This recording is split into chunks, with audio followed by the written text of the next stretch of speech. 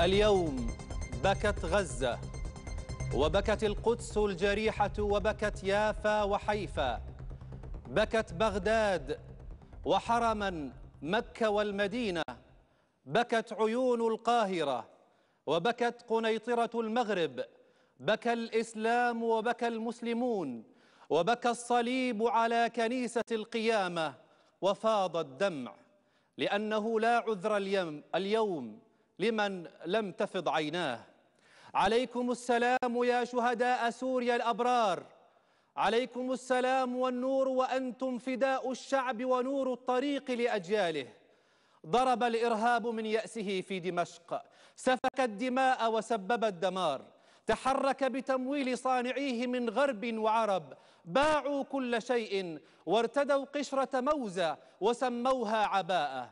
نعم، استطاع الإرهاب المدعوم إقليميا ودوليا أن يقطف حياة بعضنا، لكن قاسيون ما زال شامخا كما جبل الشيخ وجبال الساحل وجبل الزاوية وكل بقاع أرضنا المباركة.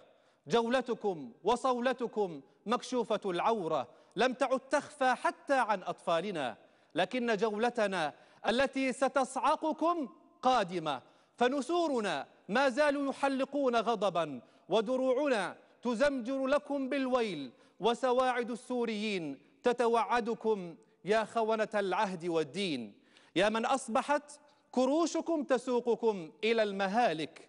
هذه سوريا اليوم كما في كل وقت تكشف عن معدنها العربي.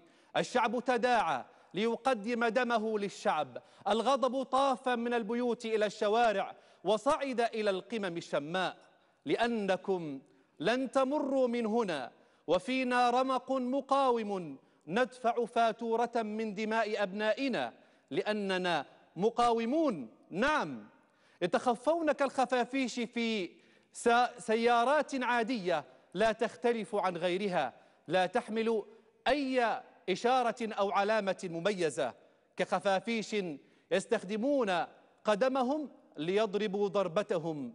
نقول لهم: ستدفعون ثمن الغضب العربي العارم، بركان الشرف العربي سينفجر في مخادعكم وعلى شرفاتكم الفارهة، ولن يشفع لكم كثرة تقبيل أيادي أسيادكم، فطوفان بحر الغضب سيبتلعكم. أما قممنا فستبقى شامخة متعطرة بما يفوح من دماء شهدائنا، وبحرنا سيبقى أزرقا حرا، وسماؤنا ستبقى عالية لا ينال منها أحد، ليس فقط لأننا نملك السلاح، وإن كان سيصعب عليكم الفهم لكثرة انتفاخ الكروش، فنحن شعب صهر بمعدن المحن وطوع الزمان.